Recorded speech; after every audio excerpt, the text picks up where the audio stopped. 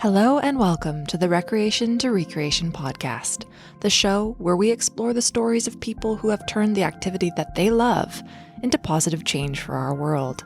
My name is Jen, and I'll be your sidekick on this adventure as we treasure hunt for gems of insight and wisdom while exploring the planet with our inspiring guests.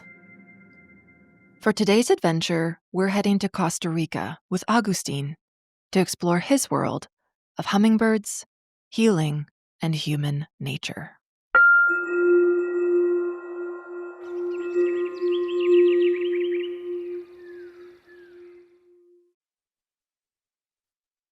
Hi, Agustín. Hey Jen, how are you? Good, thank you. How are you today? I'm doing great. It's Independence Day in Costa Rica, so celebrations everywhere, and 204 years of independence here feels great. It's a great country to live in, and very nice days to have a podcast. Oh, that's beautiful. Actually, that was going to be my first question. I always like to ask people to tell us where they are, what it's like there, and just get us situated in your world. So thanks for doing that. Maybe you can tell us a little Sure. bit more about exactly where you are, though. Yeah, well, I was born and raised in Costa Rica, and I'm 31 years old. I'm living in an area. It's actually very close to the airport, Juan Santa Maria International Airport. I live surrounded by volcanoes, by waterfalls, wildlife everywhere. It's Mm. very green. There are coffee plantations all around. I actually live, in a coffee farm, basically. Oh. So it's very interesting what you can find in this country. I started my life here, and I really love this place. It's very beautiful. Oh, that's lovely. Yeah, it sounds like a very exciting place to live, like so many It things is to enjoy, and you could never be bored there, that's for sure. definitely totally right. Yeah, Well, that's wonderful. Thank you so much. And so, before we get into the sort of deeper part of our conversation, we're going to be exploring so much today. I'm really excited for this conversation.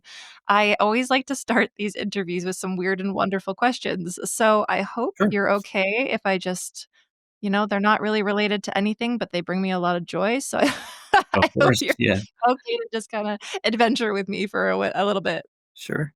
Awesome. Okay. So, first question. If you could choose only one condiment for the rest of your life, what would it be? Oh. Either salt or sugar, I guess, I don't know. Sugar, I would say maybe in Costa Rica, we grow a lot with sweet things, everything is sweet, and my mom loves to cook a lot of bread and different things with sugar, so definitely I would say, a little bit of the sweetness, you know? Perfect. Yeah. Does your personality change when you're around different people? I'm neurodivergent, so you can imagine that, yeah, depending on the people I'm around, definitely changes a lot and according to my perspective about the people. So I feel Mm, sometimes more comfortable with some people, or if I'm not comfortable at all, I simply stay quiet. mhm. Yeah. Yeah. And I imagine, like, as a tour guide, you're dealing with different people all the time. Kind of, but then if I am leading a group or by any chance I'm in a different role where I have control of different things, yeah, it's a little bit different. It definitely I will definitely feel more or less comfortable depending on, what the people personality are. Mhm. But in a regular situation when I'm not leading or guiding, yeah, I could feel comfortable or I'll be simply quiet. Hmm. Yeah. Yeah, it's so interesting, isn't it? Yeah, it's a kind of surprise for people when I actually tell them a specific meeting or group that I am a tour guide and they don't believe because again, I'm quiet, but again, it depends on the role I'm making or I'm fulfilling. And talking about things you're passionate about too, right? Yeah, yeah, definitely. If something that I really love comes to the conversation, then everything changes, of course. Yeah. Mhm. If you were to write an autobiography, what would the title be? Ooh, an old soul, Mm. something like that, I guess. I definitely, I don't know. I feel being here for many times the way you feel life is going through many things has been teaching me a lot. And it's definitely what one of the points that comes to my mind when I'm leaving right now is like I've been going through so many things. So I'm definitely I feel like for some reason I've been living here and this is one of my last life. And so yeah, I kind of feel and because the way I am and perception of things, maybe something related to an old soul and what the perception of an old soul could be, I would say. Wow, I love that. That's awesome. Nice. What would be your idea of the worst vacation? The worst vacation, oh my god, anywhere crowded. Mm, Maybe in a crowded and I don't want to name any country to be honest, or population or whatever, but I would say like a crowded place with crazy things going on. Definitely, that is a lot of noise for my mind. So mm, yeah, a place like this. mhm. What is something you've been procrastinating on? Oof, it's kind of hard to say because I'm on different things. Well, of course, I check a lot of social media, Mm, and I'm constantly concerned about what is happening in the world. Again, mhm, I have so many friends and so many people that I know around the world. So I would say it's been like this, but the fact that I'm also doing that, or sometimes I delay my practice because again is I have ADHD, so something to mm, deal with that is not really easy. So it comes to mhm. a lot of things that at the same time, sometimes you're not, or it's kind of hard to get focus on. You know, Yeah, absolutely. it happens. It happens in terms that your mind gets bored, like, Mm, and you try to keep doing the things constantly and differently, so you don't feel you're stuck. And that's mm. why I'm like doing different things. Yeah, and it's so interesting to hear the perspective of people that do have ADHD, to be able to hear it from their side of things, of what it feels like, when you're Right. in that moment where, as you said, your brain's looking for the next thing. Yeah, it's a whole different world for normative brains, I would say, because they don't really Mm, understand what's going on in ADHD mind. It's mm, crazy. It could be very overwhelming. If you know how to handle it, then it becomes an advantage. But again, as I would say, is part of my experience in this life to learn to live with, and mhm, also how to deal with. Because again, when actually you learn how to manage it and how to understand your world, it becomes into an advantage in different things. So, and it's really nice because it makes you more sensible about things, and or you have the power of hyper focus at the same time. So mhm. whenever you want to push on things that are necessary, then you get like a superpower. Yeah, and I love that perspective of, I don't know if you've been Yes. at a job interview and they ask you for your greatest weakness, and it's like, "Well, this is actually an opportunity for me to tell you that my weakness is actually also my superpower." Yeah, yeah, yeah. That's pretty cool. Yeah, that's totally right. Because then, whenever you want to, yeah, do something quick, then you definitely have the hyper focus to do that.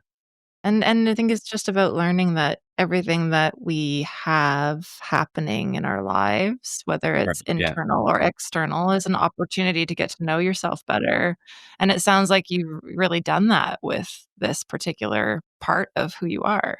Yeah, yeah, yeah. I mean, it's been years. It's not an easy process sometimes. It takes a lot of Mhm, time, but again, it's what makes you a little bit different, I would say.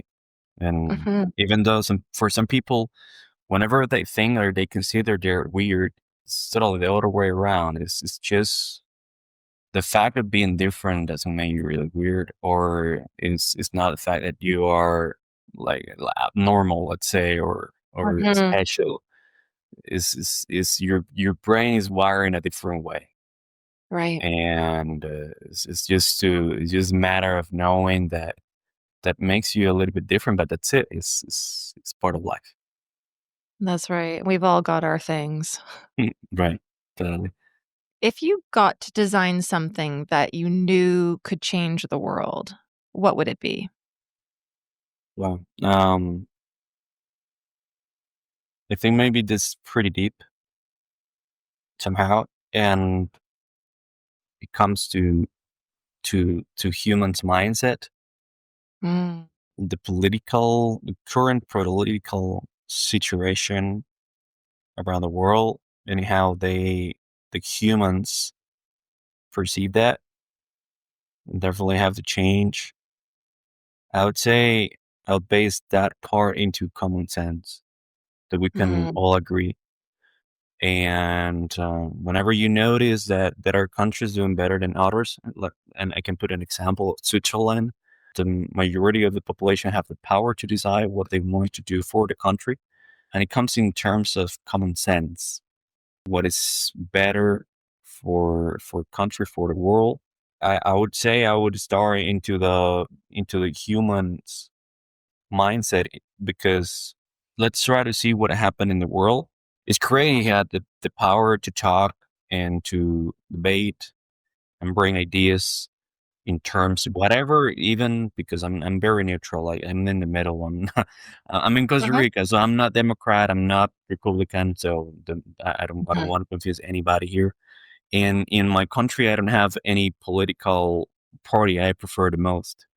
So I would say, and I would consider that we have to look in the world we live in to see what would be the best perception of bringing ideas. And I would right. say that if you're going to be controversial, it's nice because anyway, it's valid for the world we live in, but then you might need to understand that there are consequences.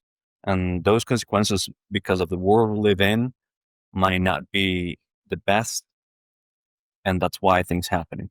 It's just a matter of having awareness, the current situation in the world, and knowing that we can bring it into, okay, don't try to be so obsessed for what people think, but let's try to be aware that the way we share things could have another course. We can bring it into something that could come conclusions that we can demonstrate. We can both agree at certain point, even though we have different kind of ideas. And Mhm, that's how the world somehow has to operate. But that's why there are so many conflicts and so many wars. So if the world could change that and could have a different perception, would be amazing. But again, that's very deep, and there are so many things that as humans we have to change in order to go better in life. mhm. Yeah, what a beautiful answer, thank you. Mm. And that's why I love these conversations is because they make space for funny questions and lighthearted things, but also the deep and meaningful stuff too, and Right. that's what Mhm. good human connection is all about, in my That's right. opinion, so thank you so much for rising to the occasion with my weird and wonderful questions, so you have survived. You you made it Nice. to the other side, and now I'd love to get into your story, and so I'd love Oh, for you to take us all the way back. You mentioned before, born and raised in Costa Rica, but let's talk about it. Let's learn about your life. in my life, there are different things that are current and in general terms. I've been involved into technology during the last 9 years. I started focusing my professional career into networking management and cybersecurity. So right now, by the way, I'm also having a full time job in cybersecurity. At the same time, I am having a personal project with coffee. That's why I live in a coffee farm, and it's been here for 2 years and a half almost. I would say my main turnaround in my story is when panic attacks, anxiety, and depression came Hmm. back to 7 years ago. a little bit more back in 2017, and this could be like a little bit longer story, but anyways, I would love to share it. There were moments in my life, or there was a period of time, let's say, of 8 months, where I almost die in different events. I was struck by a lightning, and I survived. And that was one of the scariest and brightest and loudest things I've ever experienced in my life. Like, you Mm-hmm. cannot imagine the brightness of one of those whenever you're close to one, and the power they have is incredibly noisy too. Basically, I could say I am alive because of the shoes I was wearing on that day. And I decided to wear those shoes on a time where I had almost 1 year about totally ignoring them. And I just woke up. It was so funny and so relief that I just woke up that day and I look at the shoes. It was rainy season in Costa Rica, so of course it rains a lot, and they are all leather and rubber. So somehow they're kind of waterproof a little bit. And I would say, oh my god, these shoes are so comfortable. Are the kind of shoes that farmers wear whenever they're outside to work because they're really comfortable. So in Costa Rica, we call them figueres, and they're really nice. Somehow they're kind of awkward, but I love them. So I decided to just to wear them, and this it was definitely the fact that literally, but not having any kind of metallic parts on my shoes definitely Right. saved me. So everything started right there. And of course, when I was impacted and electrified, because that's exactly what happened, kind of getting unconscious and really, I was so confused at the time about what happened right there. So I had to, of course, I had to receive medical assistance, and well, I had to come back to my home. The thing is that after that, something very traumatic happened again in my family, not to me, but my brother-in-law died. We didn't Mm, expect that. He was only 37 years old, and he mm, had a heart attack. We didn't know he actually had problems with that. And after 1 year, he died. He passed away during Father's Day, so it was really hard, mhm, very hard days. And after that happened, 6 months later, I was driving to the south of the country. I was basically going to the border with Panama, and I was driving alone. I was taking a curb, and a girl in a big car had an accident. I couldn't see the accident, but the thing is that I just got to the point where she was on the side of the road. She hit an electric pole that somehow saved her, but the car was totally destroyed. So I got out of the car, checked on her, and she was totally unconscious, and she was getting suffocated by the T-bill. But the good thing is that I always carry a knife with me, a little knife, so I could cut the seat belt and release her, and she could breathe again. The thing is that as soon as she came back, she was super scared, of course, and mhm, she didn't know what happened. So I took her hand, let her know. She was American, by the way, so she was not Costa Rican. She was an American tourist. And thanks God I was there, because basically I was the only one that was able to speak English. And mm, I was there. I just grabbed her hand, and he was like, "Listen, if you can hear me, if you can see me, then you survive. Just take that. Let's try to stay right here. Let's try to stay calm, and I'm not gonna leave you alone. So please don't worry, okay? And I'm not gonna be going away anywhere until you get out of the car safely." So for her, it was, of course, it was a nice thing. She wasn't alone going through that. So I grabbed all her things, like her passport, his phone, wallet, the camera, everything. I called the embassy. I got into the hyper focusing, so I called the embassy, her parents, her friend, called the insurance company for the car, because it was a rent a car car, and I managed everything for her basically. But the thing is that she didn't know the pole was literally cut in half, and it was almost falling on us. But I didn't want to share that information to her, obviously, because if not, I knew that she would panic. I try to keep that only for myself, and I let her know that the pole was about to fall on us. And those were primary cables. I'm talking about more than 600 volts Mm. that could kill you at once.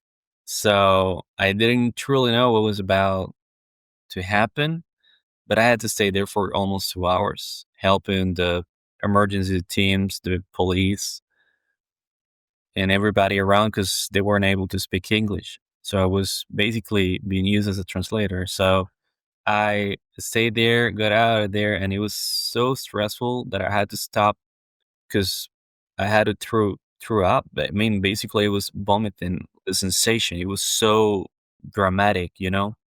Yeah, that was very traumatic.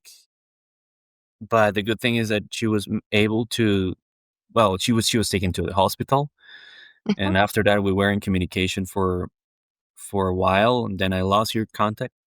And but the thing is that 2 months later, I was driving back home and I had my first panic attack, but I didn't know exactly what was going on.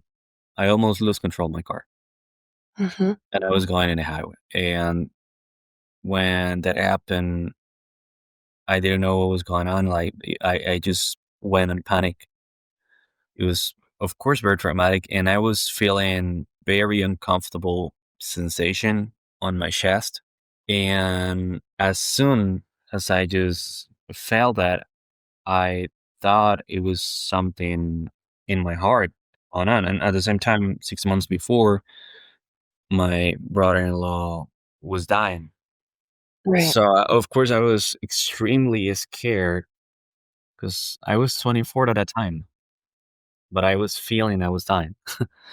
It just happened that that sensation just disappeared and came back like 10 seconds later. So again, it was even more scary. I didn't know what was happening. I just simply felt like I was having ants inside of my arms, and that kind of pain or uncomfortable sensation was in my chest all the time. I just pull over, call 911, call my sister because she's a technician in a medical field. I just didn't know what was going on. I was feeling I was dying. So when I call her, I was literally telling her like, "Caro, I'm simply passing out. Like if I don't answer you, it's because I pass out. I feel so bad right now." So I was taken straight to the hospital. I was 24 and my electrocardiogram was altered. So my heartbeats were so crazy that it certainly altered my heart at that time. And well, it took me to a moment where I had a medical leave of almost 3 months. I couldn't do anything. I was Mhm. feeling I was going crazy. I was feeling I was dying when I was driving. I couldn't have the ability to breathe because again, panic attacks happen and you cannot breathe very well. So those very crazy times. Again, a lot of medicines, a lot of Mhm. prescriptions, doctor appointments everywhere and all the time. It was tough. So after that, I realized that doing something different, that was part of the advices from my psychologist. I would say, or I would think is a good idea that you can start doing any other activity apart from normally what you do it in your job. Try to discover what makes you feel comfortable and what really likes you and start from there. And that's where I realized that I could get involved into tourism. A friend of mine gave me the chance. He has a tour. He's a tour operator owner. He does normally 1 day tours. And yeah, I had a chance to start guiding, even though I didn't have any experience before. But it was a good experience. It took me closer to be around nature, and of course that is one of the best therapies you can have. 1 year later, then I decided to start taking pictures, my photography hobby, and a few months later, then I realized, okay, I think hummingbirds are not considered in a good perspective. And I would say it would be really good that we could have a different idea about them. They're so magical, and that's where everything started. So being surrounded by hummingbirds with my camera and in a quiet moment, I just started looking at them, and they just simply caught me, and I became obsessed with them. And so far, I'm still very obsessed. I see a hummingbird, and I am definitely obsessed about it. Again, because of their magic, because of their power. Then I realized that the way they are considered in our culture, and everything started. So at that point, it was back in 2019. I decided to start collecting pictures of them to start making a book, and that book is about to be released soon. It's completed. It's been 6 years collecting pictures. A pandemic was in the middle of the process. I had to be very patient because I was coming back to the same places over and over again to start collecting more pictures. Sometimes you were lucky enough to find juveniles, to find a species that you haven't seen before, but it requires so much time and so much effort. So 6 years pushing constantly to collect pictures, and finally the results is coming. But my main plan and the idea to have this book is basically to show the world how necessary they are. Mm. Literally, without them, we wouldn't have food. They're extremely important to humans, and sometimes people don't really pay attention to them the way they deserve it. So my main plan is basically to create somehow kind of awareness about them. Conservation efforts, of course, really matter. We certainly need them, and somehow they were my lifesavers. In Mm. in the moments where everything turned into a hard situation in my life, to go and photograph them was definitely one of the best decisions I could have. And they were my lifesavers. They are currently my lifesavers, and I want to dedicate this book to them. But at the same time, I want to dedicate it to my daughter. The dedication will be to her, because the sad part about this story is that if we are not changing the way we're living, they're all are gonna go into extinction within 60 or 70 years. So the only Mm. thing that we could have about hummingbirds could be memories or just pictures. That's basically part of my life right now. But I would say by looking at nature and feel it and just approach to them in a different way, definitely give me the greatest lesson of my life. And right now is what I'm, really enjoying. I mean, first of all, I just wanted to say thank you for sharing that story and for coming on the podcast and honoring us with this life that you've created from some significant hardship and trauma. Yeah. And I think that it's really important for us to hear stories like this because I think that when we have times in our life where we are made very aware of our mortality Yeah. and that time is not guaranteed and there is so much outside of our control. What happens is that we try to get on with life with and forget that death exists. And I think your story is a great celebration of what's possible when we try to respond to these types of experiences a little bit differently and Mm. create our lives around what really lights us up, Right. but also what heals us. Correct. And to listened to your story, I was just in awe, hearing about what you've been through, but then also what you've done with it. And you've had, obviously some key people along the way that have supported you, like your friend that hired you without any experience of being a tour guide. And it's a nod to people along the way that allow us to create these pathways, these new ways of being Right. when we have a wake up call. And it sounds like you had many back to back, this 8-month period that was really a pivot point in your life this far. Yeah. And, your pivot point has been quite extreme, but I think that these pivot points do exist on a smaller scale in a lot of lives. And sometimes it takes the more extreme ones for us to actually sit back and go, wow, what actually does matter to me? Right. What is going to be the best way for me to live my life with whatever time I have, which is Right. not guaranteed.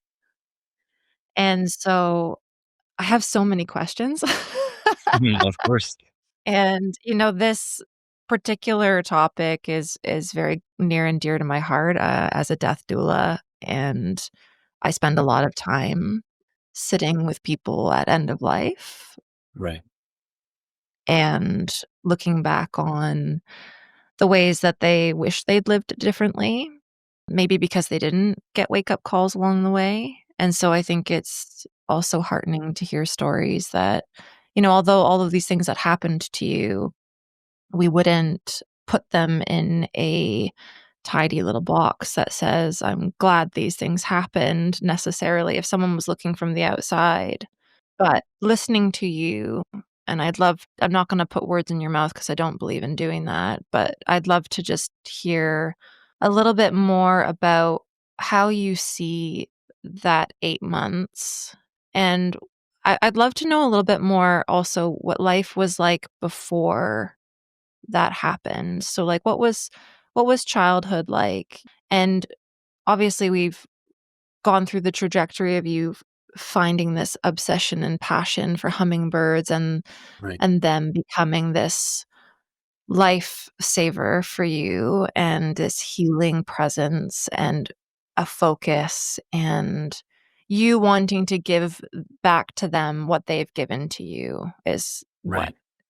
I feel when I listen to you talk about them and what you're doing with this book. And it's a legacy project, basically, is how I would see it. So I'd love to hear a little bit more just about life before this all happened and Sure. how you see it sitting within the trajectory of your life. It was my parents had me when they were old. So when I was born, my mom was 39 years old. Mhm. And right now they're pretty old. Like my dad. Well, my dad was 33, but right now he's 65. My mom is 70, and it was like growing somehow with grandpas. They were very Catholic at that time. God and religion has been part of their life, and it was part of mine too, of course. So I was in a very religious family. I was somehow very restricted to the things I could have, to the things I could do. Mm. Because again, they were always looking at things if they were evil or not. And for them, it was really important that you could have a possibility to grow without these kind of things influencing in your life. And somehow, as a kid, you're very sensitive about all these matters. So during my childhood, that part was somehow restricted, but then I was living a very nice childhood at the same time. I was able to walk around, to run, to explore my hometown. I could ride my bike and go out on the streets without any fear. Nothing possible right now. It's not the fact that it's a dangerous country, but it's not the same times. So when I was a kid, I was very free. I would say somehow I was restricted, but I was able to go around, take my bike, and just simply go through different parts of my town and go through coffee plantations or go to waterfalls. And it was really nice. Mm. So that kind of experience was somehow the nicest part of my childhood. But then it was very involved into religious matters. My parents then turned from Catholic to evangelic, and again they took it as a very important thing in their lives. I am the youngest of three sisters, and somehow as I am the youngest, then for them it was easier to bring me to this kind of world. When I was a teenager, a kid, as soon as you turn 18 years old, you start thinking about the free path. And that's exactly what happened to me. It was kind of traumatic because I was in a group of people that certainly they were a little bit obsessed about religion more than any kind of human could manage. And not to talk about details internally or very deep, but I would say that as a teenager, you certainly need to have different world around. Where spiritual topics really matter for you as a teenager or as a kid, and hopefully someone will hear us and is in the middle of that age could certainly know that this is nice to have, but Mm. you always need to do it in a balance. You cannot become obsessed into something that could take your life out of enjoying it or be curious in a healthy way. So if by any chance you feel you are in a cage, then get out of there. I was able to release myself from that when everything was very strict, and I could start looking at life in a different way right before all these events occurred. I was certainly forgetting all of that. Then I just simply got totally disconnected to that spiritual matter, to that kind of world that is beyond the physical place where we are. Well, that certainly happened for a reason, of course. When you had a time to ignore that and then things start happening to you, I would say life is trying to call, is trying to knock your door in Mm. terms of perceiving life in a different way. And that is exactly what happened to me. And I can tell you that that part of the story is just tip of the iceberg. There are so many things that I have to deal with. Part of that comes into the fact that when you face difficult things in your life, like the one that I already mentioned, and then more are coming next to it. First, and sometimes as a human, what you think, and also as a person, and I hope certainly that somehow this will be helping to someone who is dealing with ADHD Mm. or someone who is dealing with depression or is going through a lot of things that mentally could affect us. There's certainly a way to escape from that sensation, from those feelings. And there's definitely a solution for everything you're facing through, even though it might take a long path to discover, or it might take years, months, days, whatever. There's certainly a reason to go through. That part of my life definitely taught me first perceive life in a different way, learning how your mind could work, how your thoughts could affect you or could benefit you, how right now you could be in the middle of a conflict, internal conflict in your mind, and you know that you can certainly overcome whatever situation you're going through just with the power of your mind, with the power of Mhm. your thoughts and what you create in your own mind. And that's something that people need to realize about it, and maybe someone is in the middle of that. having ADHD makes things a little bit more complex. But again, there are solutions for that. The first thing that I would say is that you need to understand how your brain is wired, how your thoughts are taking you into your life or into the life that you're living, and how you can improve it, or what you can take to actually make you feel better. Hmm. Because I can tell you there are so many things you can do right now, but if you want to have a result, and maybe this is very simple for normative brain, or for someone who has been dealing with ADHD or with depression, with panic attacks and anxiety, the first action that you have to take is to find a way to get in a position that you feel maybe not 100%, but you feel really good with who you are, with what you're doing, and the destination that you're taking. Hmm.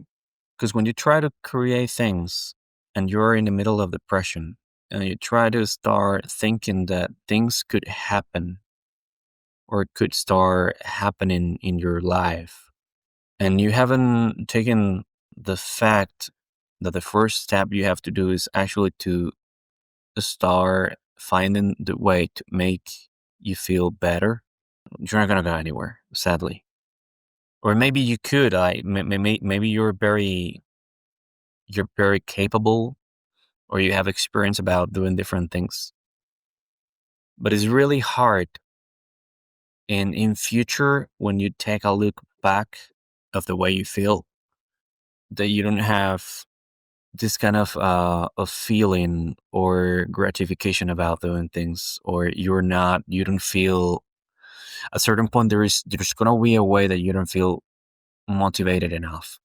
And that's something that if you're dealing with, let's try to put that fact to the table first before you start making things. And it might take a while. Like again, I first thing I try to do was to look life with a different eyes, try to do different activities that could help me, Hmm. that could disrupt what normally my life is around.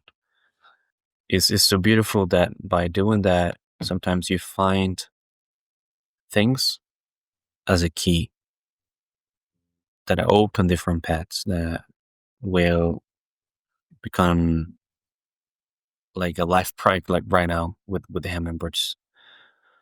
So yeah, it's very deep. Whatever you face in life, you have to turn it into a page where you have a blank space to start writing down a new story. I'm glad I asked the question in the Weird and Wonderfuls about your autobiography title, because I feel like it actually set a good scene for the way this Yeah, conversation has gone. As I said, there's so many different questions that I have, and this is just such a great conversation. So thank you for thank you. being here with me.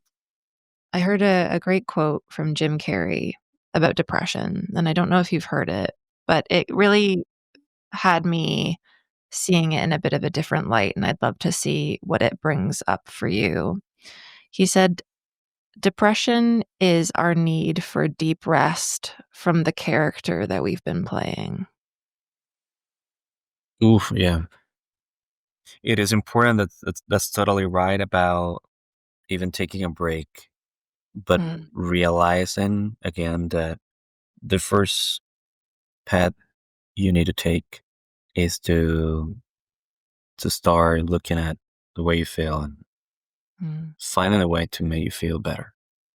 Mhm. And I wonder, given that your title for your autobiography at this point, which we will put it out there, you probably will write one considering you already have a book on the way, but the title that you chose being Old Soul, I'm curious just about whether that quote brings up anything for you. And considering this conversation's already touched on religion and spirituality, sense of self, how do we start to rebuild our sense of self when maybe we feel like we've lost it? I know in my own experiences of depression. I felt that I'd completely lost who I was. I didn't recognize myself. I didn't feel the way that I had felt before. I was feeling things that I was totally unfamiliar with. And it was like my grasp on reality felt Yeah.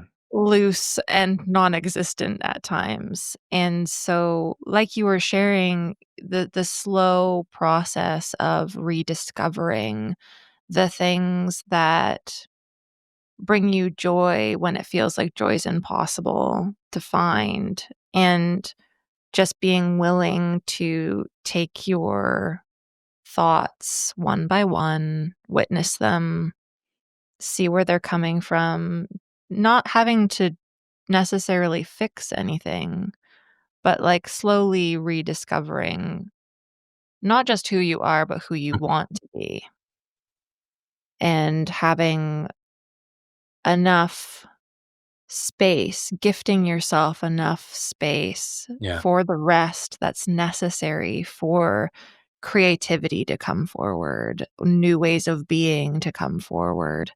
So I just maybe love to hear some of your thoughts on whether that resonates for you, or maybe it doesn't, and that's okay too.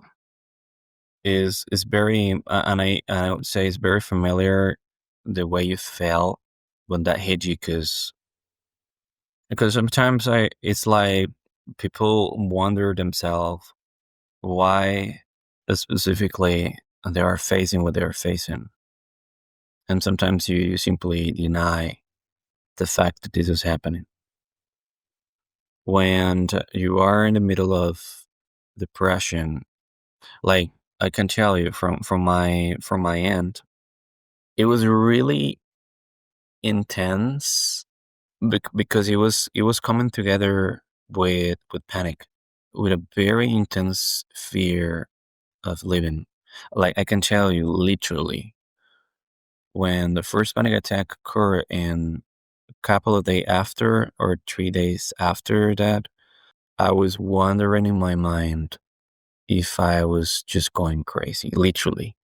Mm, And it was a very simple thing, like very simple thoughts, just in the middle of a very simple conversation. mhm, And then your life start going so fast that the first sensation that you have is like, oh my God, I'm going crazy. And you have these kind of attacks. And again, that's why I mentioned before, and I mention it again. I hope someone who's dealing with ADHD and depression could hear that and could understand the fact that if you're going through that, first, don't get scared because it's pretty normal. But there are ways to actually solve that. First thing you have to take a look is basically, like Jim Carrey said, is just take a break. mhm, 'Cause don't try to make your mind feel overwhelmed about the rest of your life. I was doing simple things. I was not risking my life doing something extreme. I was just simply having a regular day. mhm, These kind of things happen. You don't even think they're gonna occur, but they do. So when they hit you again, just simply try to stop. One of the healthiest things you can do is to start looking at nature. Just quiet your mhm, mind, or by listening to it, your mind gets totally distracted. And again, is what it makes it a little bit more difficult to people who actually have ADHD, because your brain in a regular basis is going really fast. When you face these situations, they go faster, maybe 5, 6 times faster, and it sounds crazy. You get to the point like people talk to you and they feel ignored, and you're not ignoring them at all. You're simply going through your thoughts and processing them, and it's really exhausting. And mhm, it's also really important not to punish you whenever you are facing a situation that could be hard for you in a simple way. So, for example, I was punishing myself, like I was not able to wake up as early as other people. And then I realized that, okay, my rhythm, there is a cycle in your sleep process where there are certain times where you need to rest. And I was punishing myself, like I was feeling useless. And then I realized, like, no, your body is used to rest from this time to this time. Respect it. Don't punish you for things that are normal in your life. So the first thing is literally try to understand them. So try to accept yourself by the way your body is wired. And when you are in the middle of that and you start listening and paying attention to what is going on in your life, then you discover new paths, you discover new ways about things that for you matter but will light up the rest of your life. That is exactly the way that has happened to me with hummingbirds. It was just simply a quiet moment that I decided to have and pay more attention until I just simply realized that there was a purpose in my life, and that's why they call my attention. And from a ADHD perspective, that I get obsessed with different things, and sometimes I just simply get rid of that very soon. Something that hasn't happened yet is with hummingbirds. It's still 6 years, still have the same obsession for them. So there's going to be a moment where you simply try to take a break, and I come back to the point that sometimes it's really important simply to stay quiet and pay attention to what you have around, because there is going to be an answer right there, even whenever you don't expect it. Yeah, and I think what you're touching on here is so beautiful in terms of nature. We're a part of it. We're not separate from it. And it's our best co-regulator in terms of our nervous system. I was just reflecting on what you were saying there about experiences of having depression with panic attacks. What we need to understand is that the experience of being human is complex. Yeah. And I think the more that we can find self-compassion, another point that you were making, can be one of the hardest things to do is practice self-compassion, especially when we're going through challenging times. We seem to be able to find it far easier for others, Yeah. and struggle so much to find it for ourselves. But gifting yourself time and curiosity, I think, is one of my key aims in life, is to treat myself with the same level of curiosity that I treat others with. Is how can I better understand myself? Like you were saying, learning about your own circadian rhythm, understanding I thrive when I get to sleep from this time to this time. If I can create a life where I don't have to fit the quote unquote norm of getting up at whatever and going to bed at whatever, can I find and gift myself the flexibility, the permission slip to be uniquely myself Right. in a world where we're not encouraged necessarily to do that? And, you talked about it before this in our conversation about certain things being weird. And I like to celebrate being weird. I like to lean into weird. Definitely. you know? And I just call it being yourself. Learn what works for you and don't be afraid to experiment. Yeah. And I think that there's so much out there now in terms of practices, whether it's meditation and mindfulness and breath work, or it's different mindset practices, or even, and as we're talking about here, and something that's very near and dear to my heart is Yeah. recreation. And the power of recreational activities to completely transform our experience of being human. I think we underestimate the power of play, the power of fun, the power of being out in nature and in just enjoying being rather than doing. And so all of the things that you're saying, I think are really important for people to hear. And I just want to thank you for sharing them. I would love to just explore here. When we talk about hummingbirds, I don't think I've ever talked to a single person who doesn't respond with awe at the existence of a hummingbird. You know? We're fortunate here in Ontario where I live, we have the ruby-throated Yeah. hummingbird. Anyone Google hummingbirds, I mean, we've got so many different species, and you live in a wonderful place to be able to experience them. Right. I would love to just hear some of your reflections on what do you think is actually happening for you when you are in the presence of a hummingbird, or what has happened for you over the last 6 years? What does it actually feel like in your body when you're witnessing this magical creature that when I actually read the details Yeah, about a hummingbird, I'm like, how does this even exist? yeah, so There's right, I mean, I feel that way about most things on the planet. I'm of just like, course, how do these things actually all just work? Like yeah, the miracle, the awe, the humility to just even our human bodies and the fact that they yeah. function is amazing. So, yeah, I would just love to hear what are you actually experiencing when you're in nature with hummingbirds, because I think that that is also maybe helpful for someone who's listening Right. if they're feeling like joy is hard to find or reverence is hard to find, they can't even begin to contemplate feeling better. What are some of the experiences internally that they could be maybe, I don't want to say seeking, but reaching for or thinking might be possible, even if they're in the thick of it?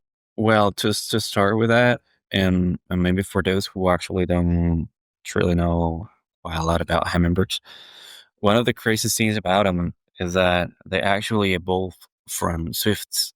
Their origin is coming from Europe, even though they are only present in the American continent.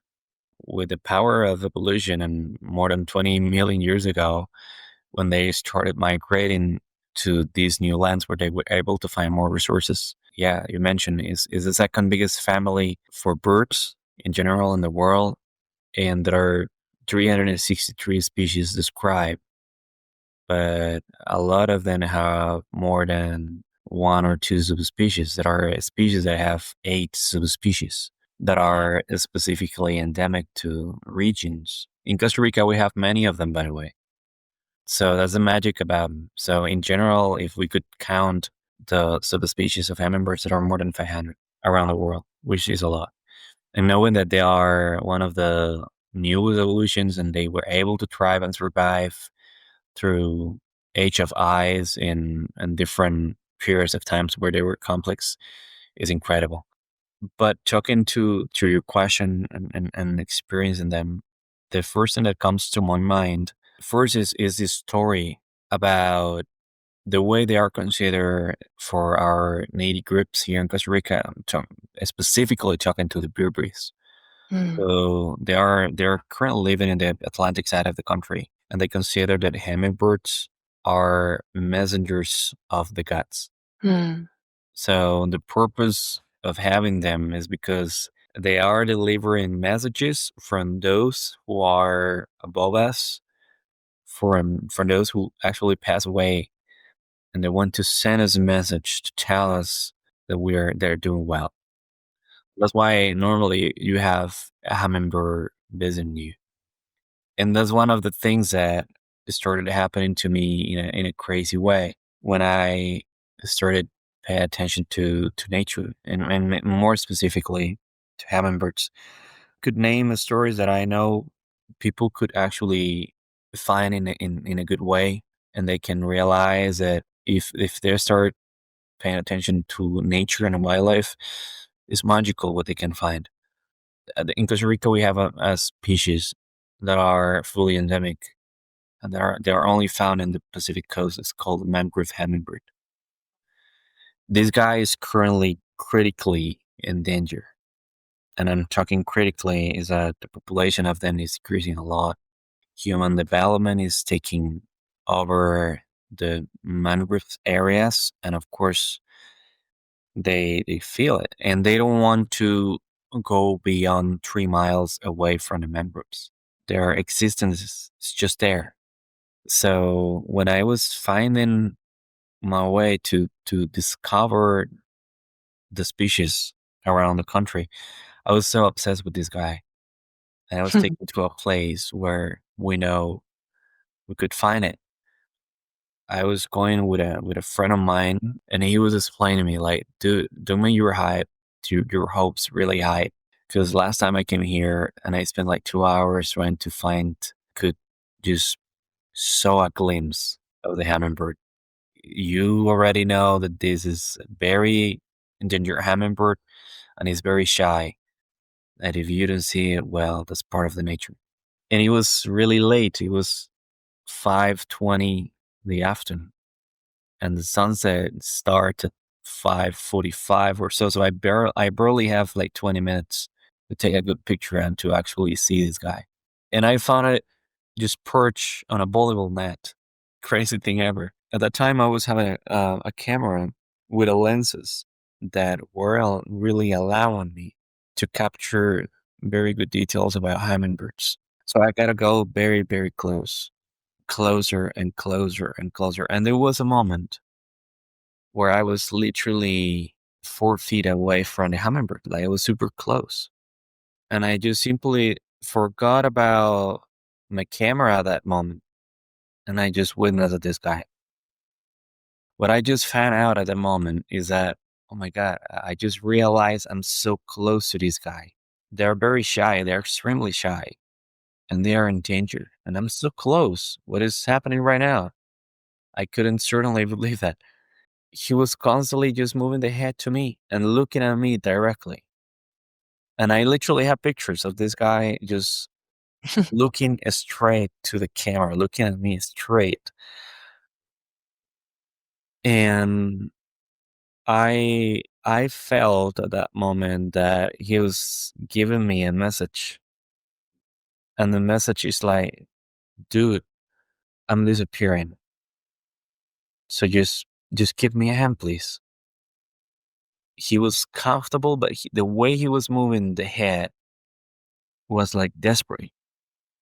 Mm. But at the same time, he was showing confidence because he was not flying away. And he stayed right in front of me like for 3 minutes. I still couldn't believe that happened. And the crazy part is that every single time I come back to the same place, this guy is always there for me. Always. 10 times I've been there, 10 times I've been able to find this guy in the same position, same net, same place. And I've been able to basically almost approach this guy to touch it with my finger. Like literally, he had been so close to me that he's not afraid. I'm pretty sure he recognized me already. Mm. And they have the power for that. Because there's no way in common sense that such as an endemic and endangered bird, even more a hummingbird that is the smallest birds on earth, will certainly come so close to you when they are not familiarized to feeders, which happens all the time. Right. So when that happened and I was coming back and driving back to home, I just cried like for 2 hours. Mhm. Couldn't believe that happened to me. And every time I come back, he never fails. This is the craziest part. And then like 6 months later, it happened to me to the picture of the slot giving birth. I just got to a place next to the road where there was a female slot. I didn't know she was pregnant. Mm. And then she was coming lower and she started labor. I just Google and then browse all the information about slots giving birth and I realized that that was never recorded. It just happened to me right in front of my eyes. I know I have taken thousands of pictures, so the pictures went viral. So it was in all the media, the papers, the news were calling me about that event. And the crazy part is that in a normal behavior, what they do is that first that happens during the night, really late. And instead of going lower, they were going higher, almost to the top of the Mm. tree. And she was behaving the other way around. And I just got there like 2 minutes before. And the crazy part is I wasn't supposed to be there. I was taking a group to a certain activity and two ladies just asked me like, can we go outside and maybe check if there is a slot? And I was so lucky that she put herself into an angle where the picture was perfect. I still can't believe that happened to me just like 100 miles away from where I live. And I just got to the right time, the right moment, the right day with my camera in my hands. And then months later, it happened to me that I just found a quetzal nest. I wasn't looking for quetzals that day. Actually, I didn't know that there was a nest close to me. There were 5 quetzals, males, and there was a female around. And the rest of them started mating the female, and they started flying around me like in circles. How is that possible? How is the fact that people sometimes pay thousands of dollars to intentionally look for this kind of bird, which is one of the most beautiful birds on earth, and I accidentally found a nest? I was speechless. I still come back to the memory, and I almost started in tears because I couldn't believe that these kind of things truly heal you, and they push you, and they somehow tell you the reason why you're here, what's your purpose. And even though you go through that, is because there is a lesson that you have to learn. But when you're around them, they simply feel you. Believe it or not, also a picture, a crazy picture about a hermit. And again, hermit are the scariest and the shyest hummingbirds. And he just displays so well. He stretched, and I could take a very nice picture of the tail. Mm. And the moment I was right in front of this guy, he literally allowed me to put my finger 5 centimeters away from this guy, and he was not moving. I was simply just trying to test his confidence. And he was just there, just looking at me. He was not moving. I mean, he's a hermit. That never happens. Like and he's not familiar with feeders. There are no feeders. He doesn't visit any feeders. And it was a moment where I was in front of this guy like for 30 minutes almost. That I was moving a little bit lower, and then and then my friend just tried to stay there to take a picture. And as soon as I was leaving, the guy was leaving. And as soon as I was coming back, he was perched to the same place. The crazy part is that he just basically called me like, dude, I need you to stay here. If not, I'm not able to photograph this guy. He's just like obsessed with you. And it's like, how in the world of nature is this possible? My question to you is, what do you think is happening? They somehow tell you every now and then the purpose that you're having. They show you somehow what kind of path you're going through, and forget it. I'm just simply about like thinking about making a book. I'm not saying that it could be like the whole purpose of my life, but Mhm. certainly there is a message behind it that could light up other people's lives. And I'm more than happy to be able to do that if they found or they find out that hummingbirds are special gifts. And if that's the thing, of course, I'm more than happy to know that. What I also want to do is that my daughter, Alice, who is 5 years old right now, could remember me for the rest of her life. Because the first of all, the dedication of the book is very deep and it's extremely beautiful. It will be with the purpose of here, even like when she gets old, that she could remember me.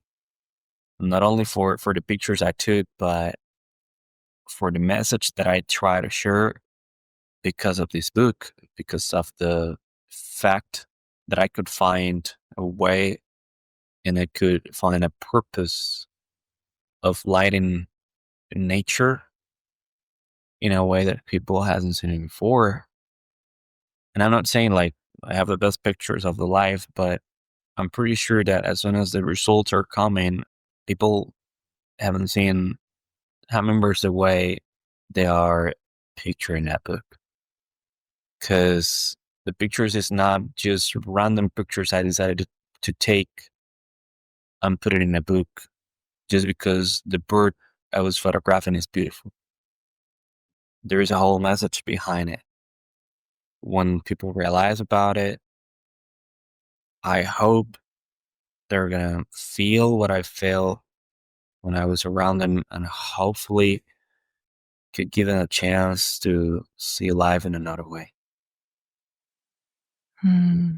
This really resonates with me because I love taking photographs of nature as well. Right. I specifically landscape for me, just different landscapes. And I think that we all have the same as we're all unique in the way that our bodies function, our brains function, and we Right. need to learn more about ourselves in that way. I think when we lean into our creativity, we discover more about ourselves as well. And I've lent into photography mainly because I love being out in nature. But what I discovered is that by sharing those captured moments, my intention is so far beyond myself in that every time I share one, my hope is that it will inspire someone else to go outside, maybe open themselves to seeing their own backyard in a different way and see what's possible when we just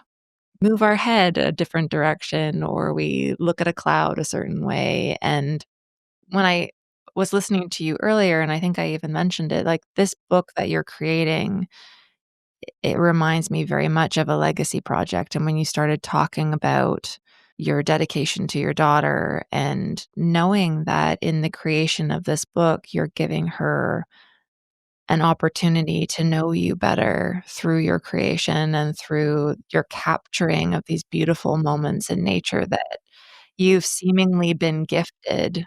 That's what it feels like is that nature's trusting you to have these moments with these animals and the landscape and the environment, and it seems to me like they just recognize you as part of it, and they say, "Oh, this is the guy who's gonna share our story in a unique way that's gonna have people connect with it," and I'm a big proponent of the fact that if we don't feel connected to something, we're not gonna be drawn to protect it.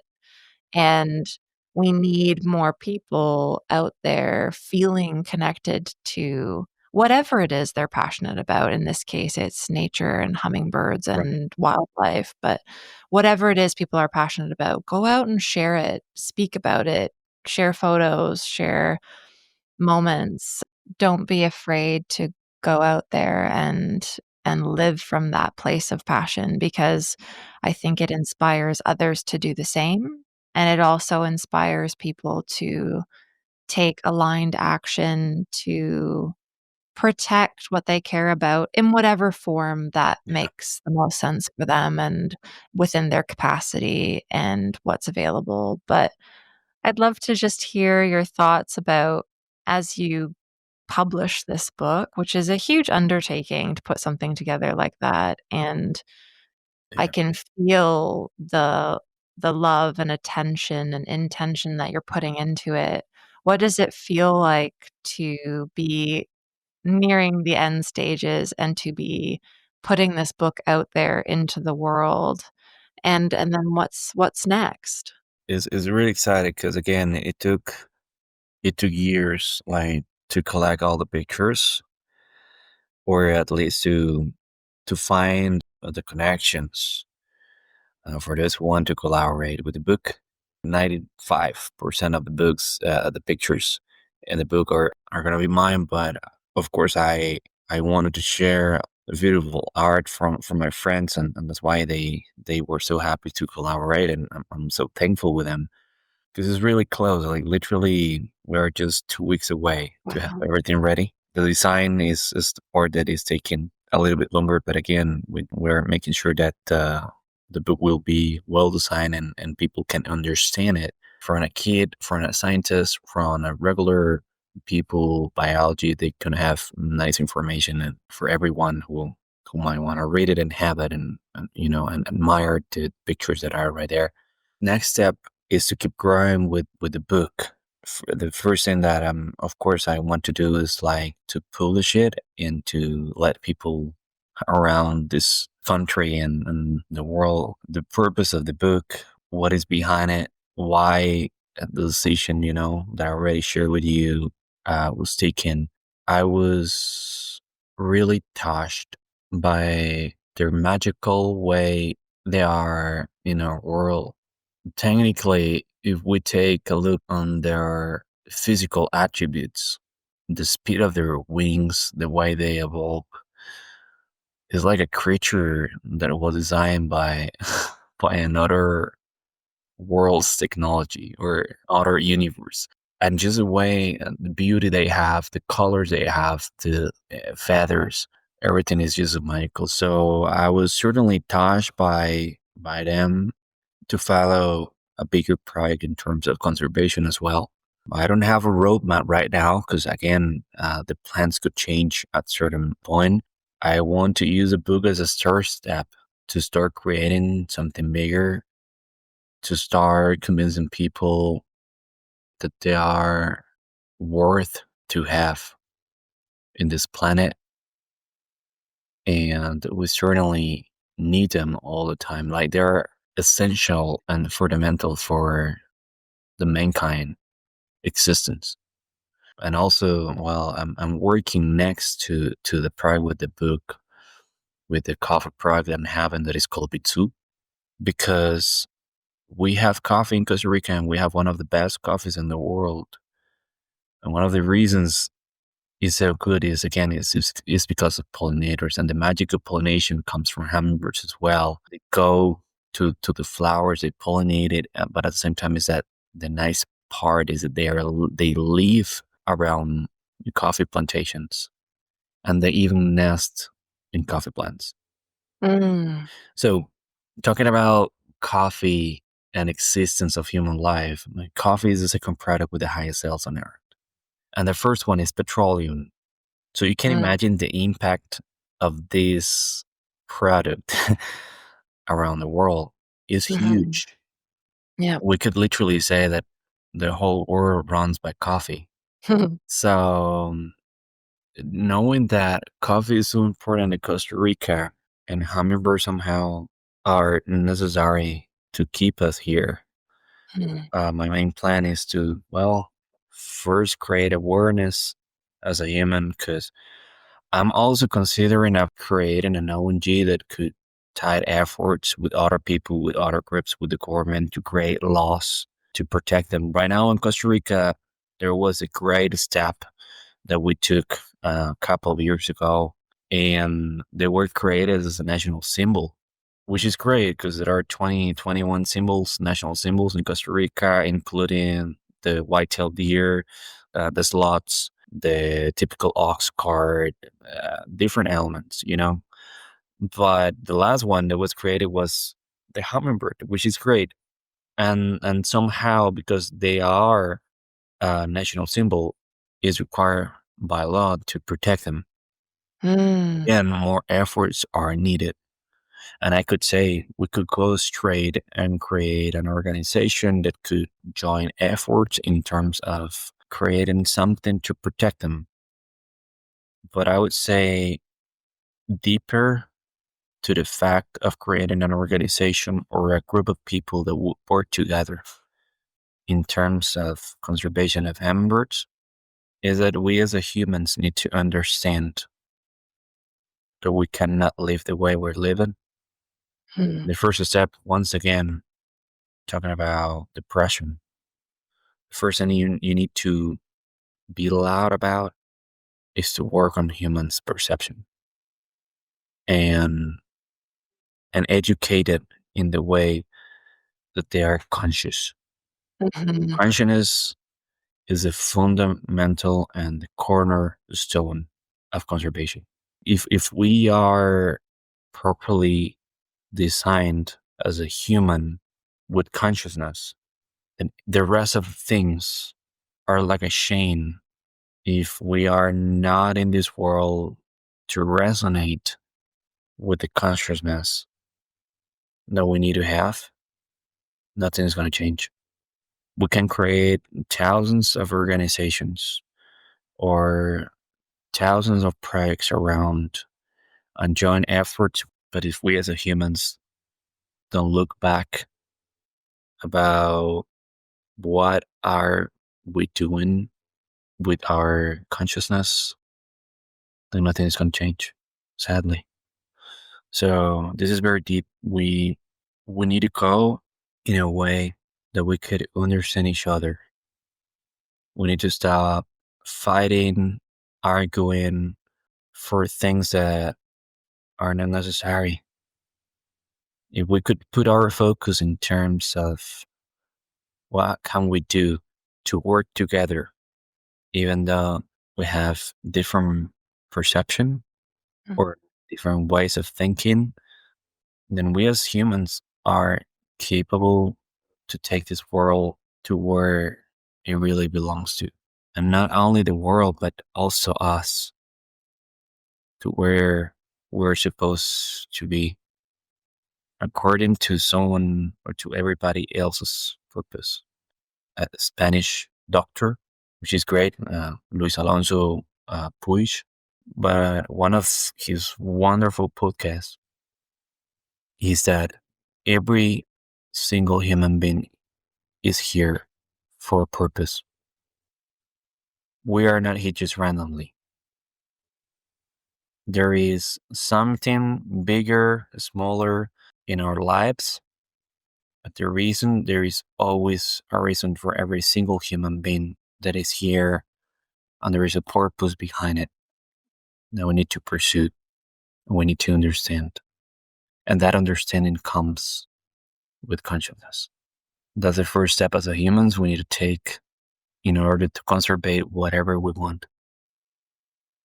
This so beautifully encapsulates a journey that I've been going on in terms of having been a very active environmentalist out in the world, and in latter years stepping into caregiving and eventually becoming a death doula.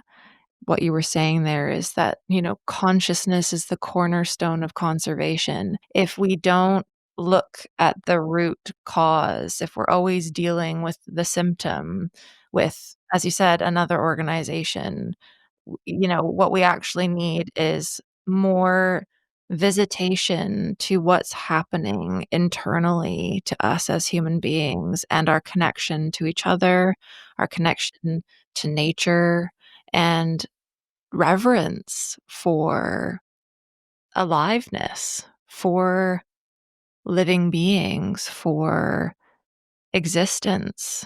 And so this is just very in keeping with my personal trajectory. It's beautiful to be in space with you today and share this story and conversation and this real, I think, return to the notion of stewardship, that we're here temporarily with purpose and that we have a role in defining what that purpose is. So I just want to say thank you so much for spending time with me today, for sharing all of these beautiful stories and this big story of your life this far. I'm really excited to share this episode with anyone who wants to listen, because these are the kinds of stories that are really meaningful and they are deep. But I think the more that we allow ourselves to explore the world and explore one another in this way, that's how we step towards the consciousness that you're talking about, is through connection. So thank you so much for taking the time to be with me today. Well, it's a pleasure again, Jennifer. And as I mentioned, definitely if someone could be familiarized with the facts, with the topics that were discussed, and this could light up to someone who really needs it, is fantastic. It's the purpose of that and purpose of us as a humans, in this world. Because again, there are very dark chapters and there are very hard moments and different things. But the first step is to be conscious about it, is to realize that, again, everything is momentary and that we could do it better. And again, thank you so much for giving me the chance to be here. And and to share these stories with you. I have one more question, and this is a question that I think is perfectly suited to this conversation. But before we do that, I'd love to just ask you, what is the cause you've chosen for the recreation donation? Talking about the hummingbirds and the importance of them, and I think the lack of knowledge about these hummingbirds or these beautiful creatures is somehow sad. But knowing that someone is joining efforts in terms of what they have been doing, and there are different projects around the world is fantastic. And conservation efforts again are truly necessary for them to thrive. So it's beautiful to see what they are doing, what they have created, and the awareness that they are spreading around these beautiful species, not only there, but around the world. So it's a way to thank them about their efforts and what they have been doing throughout all these years. Beautiful. Thank you so much for choosing them as the cause. I'm really looking forward to supporting it. Well, thank you for that approach. That's great, of course, and they are doing wonderful things and that are made that are being supported. And before we wrap up here, I want to ask you one last question. Sure. What do you think is the meaning and purpose of life, the universe, and everything? Well, coming back to the phrase that I already mentioned, the reason why we are here is not a mistake. It's not a random fact. No, we are here.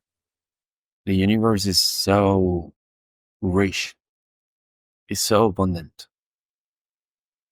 I think that at the end of everything, we simply realize that we are able to admire everything that we have around, and even though we struggle with different phases of our lives or our chapters in this universe, noticing that everything, including the smaller details, the biggest details, and every single matter of our existence was there for a purpose. Not only that we have a purpose, that everything that we went through certainly had it, and it had collateral effects in different ways, in different lives, in different actions, different perceptions.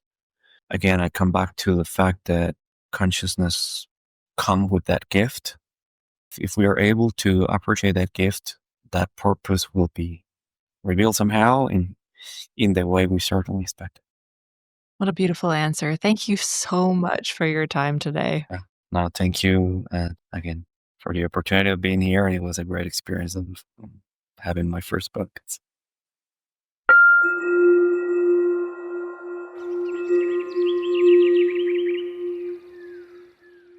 This episode's recreation donation is in support of the International Hummingbird Society. As you now know from exploring with Agustín and I in this episode, this is a charity focused on educating people about hummingbirds and working internationally to protect them. They have been diligently working since 1996 to inspire people to learn more about hummingbirds, their vital importance to life on planet Earth, the threats to their conservation, and how to take action in order to protect them for the future. Whether you can volunteer your time, money, or your voice, we hope you'll head over to our website to find out the different ways you can support their unique version of recreation for the world. Please take the time to let us know what the stories we explored in this episode meant to you. And if you do take action to support this episode's cause, thank you. Thanks for joining us for this episode of Recreation to Recreation. If you or someone you know has a unique and inspiring story to tell, make sure to reach out so we can share it with the world. Until next time, keep experiencing, keep expanding, and keep exploring.